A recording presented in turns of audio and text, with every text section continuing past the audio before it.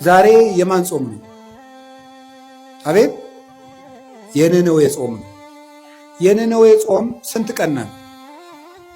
3 ቀን ለምን የተጠቀሙ ሰዎች ናቸው? የነነዌ ሰዎች ለመዳን የተጠቀሙ ሰዎች። ጊዜ ያያችሁ እንዴት እንደሚጠቅም በስንት ዓመት ያጠራቀሙትን የኃጢአት ግም 3 ቀን ተጠቅመው ነው ያፈረሱት ማለት ነው። ጊዜ እንዴት እንደሚጠቅም 3 ቀን እንዴት እንደጠቅም 3 ቀን ሀገር አዳነች። እኛ አሁን 50-60 ዓመት ሀገር ማዳን አቅቶን 3 ቀን ግን ሀገር አድኗል። ሀገራችን እንድትድን እኛም እንድንድን ከፈለግን ጊዜውን እንጠቀምበት። ለምን? ለመዳን።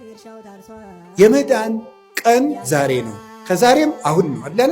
ሁለተኛ ቆሮንቶስ ምዕራፍ 6 ቁጥር 2 ወናሁ ዮም ዕለተ አድኑ በዕለት ሪት ሰማዕከ ወዕለተ መድኃኒት ረዳእከ ወናሁ ዮም ዕለተ አድኑ። በተመረጠች ዓመት በተመረጠች ቀን እሰማሃለሁ።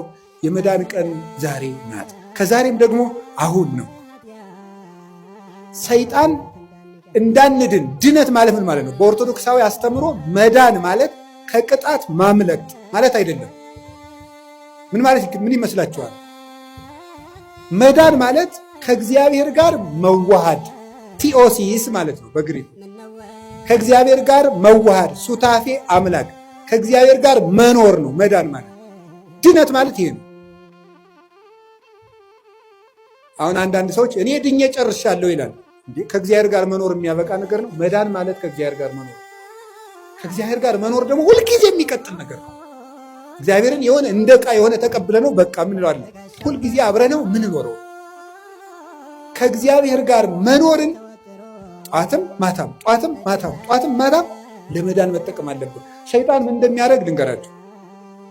አንዱ መሰረታዊ የሰይጣን ተንኮል ጊዜ ከሰጠን ነገ ስለዚህ ልነግራችሁ እችላለሁ።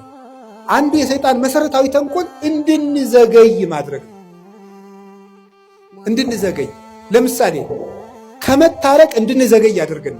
ሳምንት እንታረቃለን፣ ዛሬ ወር እንታረቃለን እንዳል ቂም ሆኖ ይቀራል ማለት ማዘግየት።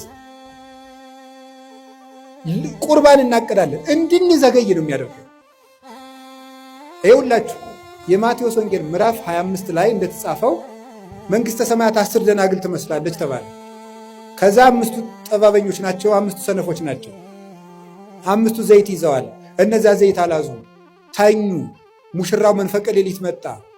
እነዚያ ግን ዘይት አልነበራቸውም፣ ሊገዙ ሄዱ። ተመልሰው ሲመጡ ምኑ ነው ቆያቸው? በሩ ተዘግቶ። የእነዚህ ሰዎች ከፍተኛ ችግር ምንድን ነበር? መዘግየት ነው። መዘግየት ነው በር ያዘጋባቸው።